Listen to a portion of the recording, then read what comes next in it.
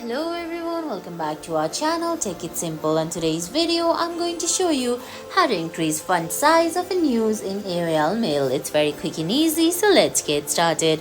First of all, open the AOL Mail app on your phone. If you don't have the app yet, you can get it from Google Play Store or the Apple App Store. Once you do that, go ahead, launch the app, then sign in.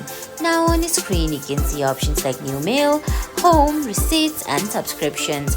Tap on Home where you're gonna find the news under AOL Mail. Now look for the news that you want to increase the font size of. Tap on it. Then on the bottom right corner you're gonna find options like Share, Copy Link and 2 letters. Tap on 2 letters, then a straight line will appear with a big circle on it. If you drag that circle to the right side of your screen, you can see the font size increasing of the news. And guys, that's it. That's how you increase font size of news in AOL Mail.